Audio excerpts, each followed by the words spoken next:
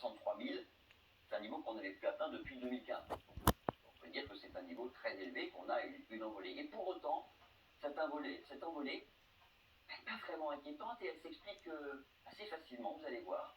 Parce que pour ça, il faut regarder ce qui s'est passé depuis 2015. On crée les naissances. Donc, on avait une baisse progressive du nombre des décès, avec un niveau de 52 000, un bon niveau qui était atteint là.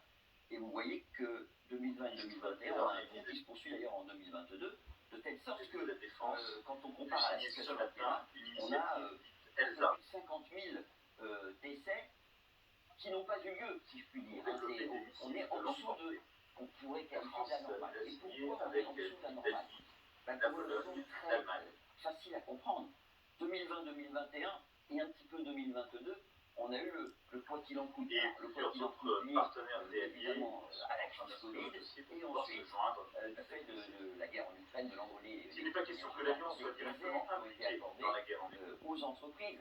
L'État a mis beaucoup d'argent pour faire en sorte qu'il y ait le moins possible d'entreprises qui mettent la clé sous la porte. Après, les conséquences. Quand on a arrêté le quoi qu'il en coûte, on a fermé la parenthèse, on a enlevé les. Alors ici, on ne doit pas gagner la guerre, il s'agit non seulement de l'avenir de l'Ukraine, mais aussi de la paix et de la sécurité de tous sur le celles qui étaient mal en point, qui avaient réussi à s'en sortir plus ou moins, au fil de l'eau, elles n'échappent pas à la faillite. Et donc, progressivement, en fait, on a dans l'esprit de la conférence du 26 février, en plus à des entreprises qui nous adaptons constamment l'assistance militaire que nous apportons à l'Ukraine à titre national, avec nos partenaires européens, dans le cadre du G7 et bien sûr dans le cadre de l'OTAN. Là, alors la question c'est, est-ce qu'on va poursuivre sur cette tendance?